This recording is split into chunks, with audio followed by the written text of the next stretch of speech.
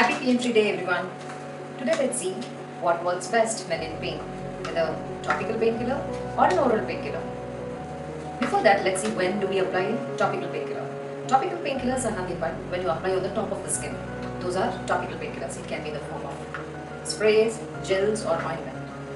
Oral painkillers are nothing but which you take through the mouth. It can be in the form of tablets, capsules or even in the form of syrups. So when to use which painkiller? When the pain is localized, superficial and there is no break in the continuity of the skin, topical painkillers works best.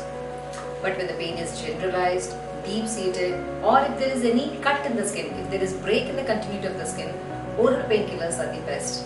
Like in case of fractures or when you are playing something and you get injured, there is a abrasion. Over there you cannot apply a topical painkiller, instead oral painkillers do well. Let's dive into the effects and side effects of these two.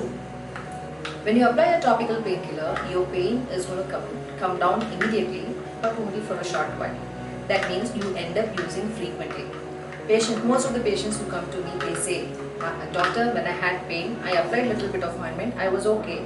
But again when the pain started, I reapplied. So when the pain is short-lived, you end up applying more frequently and there is no control over the dosage. That doesn't mean that this will not have any side effects.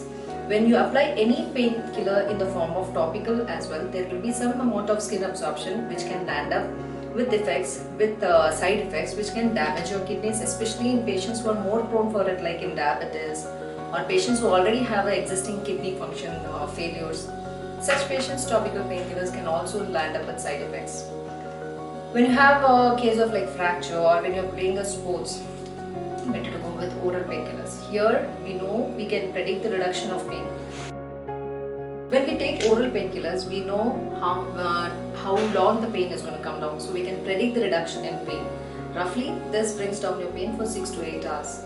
But these painkillers are not free from side effects. They can cause side effects which are temporary ones as well as the permanent ones.